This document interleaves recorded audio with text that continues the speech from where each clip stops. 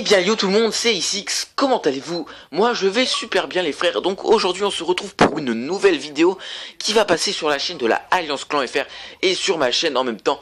Donc dédicace à tous ceux qui regardent cette vidéo sur la Alliance Clan FR, donc gros bisous à vous, voilà. Donc le gameplay est de Wazi, donc un membre de la Alliance Clan FR, qui réalise une petite médaille visuelle HBR A3 en mêlée générale sur Greenbrand, donc gros GG à toi, petite dédicace à toi. Donc aussi petite dédicace à Fusion parce que j'avais upload une première fois cette vidéo sur ma chaîne et tout simplement j'ai dit beaucoup de merde, donc je la réupload. Donc en plus j'avais mis beaucoup d'intro parce que je vais tenter effectivement d'envoyer cette vidéo à plusieurs chaînes communautaires. Il m'a dit il y en a que 3 à mettre, sinon ils acceptent pas, donc merci à toi. Là j'en mets pas du tout, comme ça c'est réglé. Mais je vais quand même citer les chaînes communautaires. Donc petite dédicace à toi. Donc comme je l'ai dit, j'essaie d'envoyer cette vidéo à des chaînes communautaires qui sont la Play Your Dream, la Nuke Zone FR qui réouvre ses portes. Elle vient de rouvrir, elle est fermée, elle rouvre. La Jeux Community FR, la VGG Family, le Bon Plan du Geek et Code CF. Voilà. Donc avant de commencer, je voulais faire déjà des petits remerciements à tous ceux à qui j'ai dit sur Skype de vous abonner.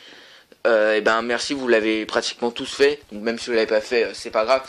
Merci à vous, grâce à vous, je suis presque aux 100 abonnés, je suis à 96, j'aimerais bien les atteindre avant Noël. Donc merci à vous. Et remerciement aussi pour la dernière vidéo. J'ai jamais atteint autant de likes, donc 14 likes c'est le maximum pour moi, j'ai jamais fait autant, c'est peut-être pas beaucoup pour vous, mais pour moi ça l'est, voilà. Donc aujourd'hui on se retrouve pour le 6e épisode de ma série Je vous parle d'eux. Donc ça fait un moment que je n'ai pas continué cette série. Donc là, je reviens en force avec un gros sujet. Un sujet que je n'ai pas vu sur YouTube et qui risque de vous intéresser. Car peut-être vous n'en avez jamais entendu parler de ce que je vais pour vous parler. Donc, je vais vous parler du 7e continent aujourd'hui. Donc les frères, je sais pas si vous savez ce que c'est le 7e continent. Donc si vous savez pas, franchement allez voir sur internet. Vous allez être dégoûté. Mais vous allez me dire, non mais il y a 6 continents, tu sais pas compter, hein. Ben ouais, effectivement, il y en a 6, il y en a 6 de continents. Je vais pas vous les citer, vous les connaissez.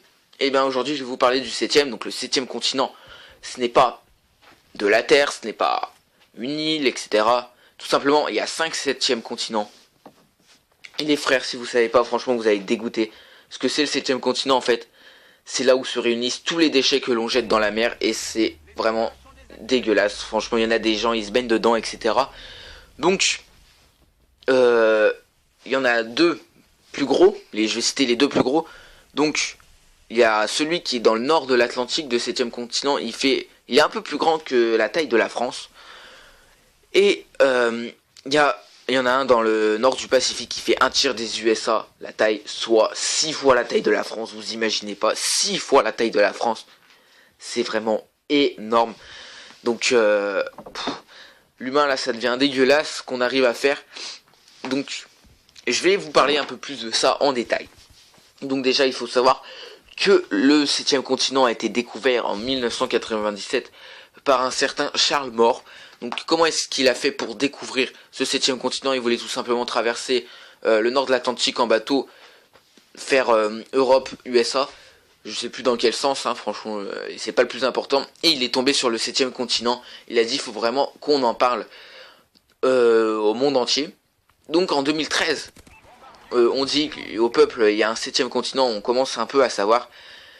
Et le peuple, il ne croit pas trop. Donc, mai 2013, l'association écologique Green Cross organise une expédition vers le 7e continent de l'Atlantique Nord, pour prendre des photos et des vidéos. Ils ont même mis un journal de bord sur internet avec justement leurs photos, leurs vidéos et ce qu'ils écrivaient chaque jour dans leur journal de bord.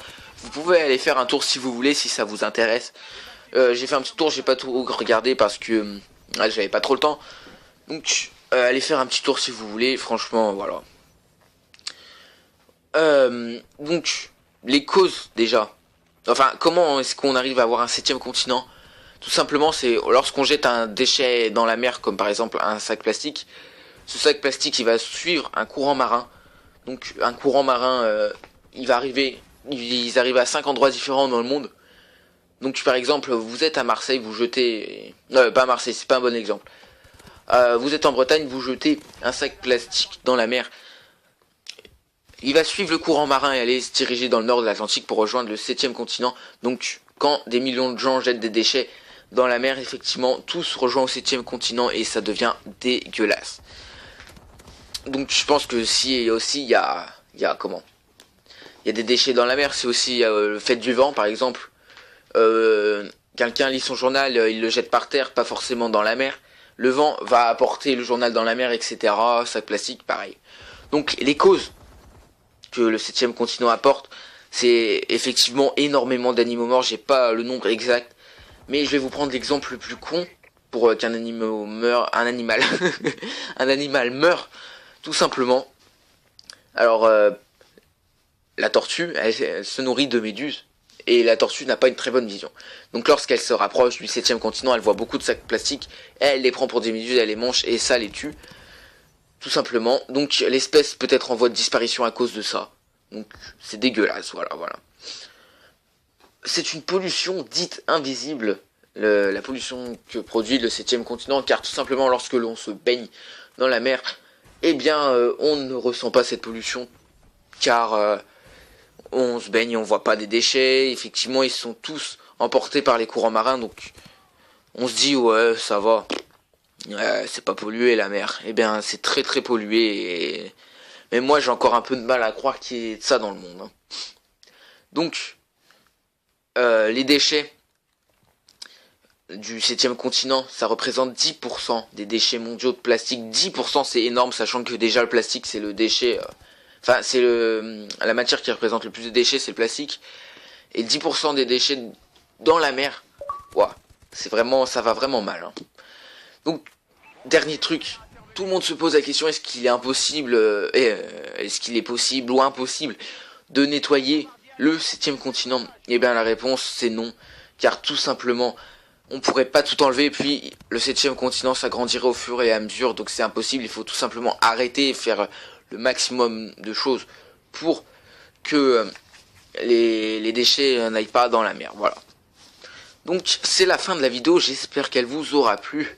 Donc je me présente, moi c'est A6, Arthur dans la vraie vie, j'ai 15 ans, je propose principalement des commentaries sur Call of Duty et quelquefois des petites vidéos sur des jeux multi-gaming. Et si vous voulez tout savoir, mon pénis mesure 50 cm, voilà. Donc si la vidéo vous a plu, vous pouvez liker, commenter et partager. Allez, peace.